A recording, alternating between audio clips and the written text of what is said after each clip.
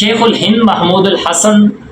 رحمۃ اللہ علیہ جب مالٹا کی قید سے واپس آئے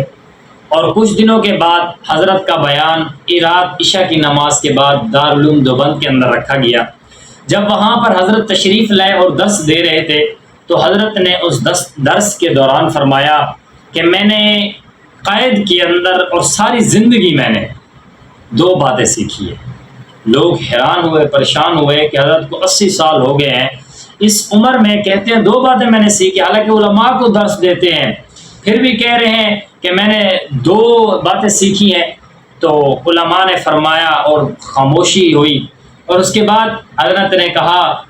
کہ میں نے وہ 2 باتیں یہ سیکھی ہیں جس کی وجہ سے ہمارے دین کے اندر بے رخی ہے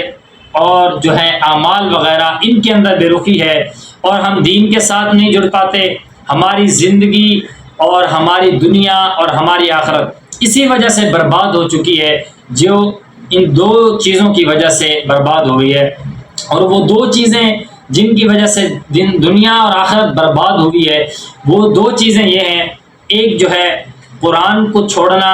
اور دوسرا جو ہے آپس میں اختلافات اور خانہ جنگی۔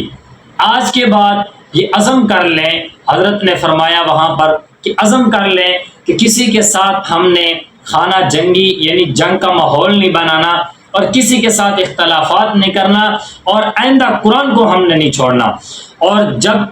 قرآن کو نہیں چھوڑیں گے تو آپس میں پیار محبت ہوگی۔ کہا کہ اس کی ترتیب یوں رکھنی چاہیے کہ قرآن کے اندر مسجدوں کے اندر تعلیمی نظام شروع کیا جائے، قرآن والا نظام شروع کیا جائے، یعنی کہ ایک وقت کا درس رکھا جائے جو بڑے حضرات کو درس دیا جائے، یعنی ترجمے کے ساتھ تفسیر کے ساتھ، تاکہ ان لوگوں میں قرآن کی روشنی جائے دلوں میں۔ اور اسی طرح جو ہے بچے ہیں ان کے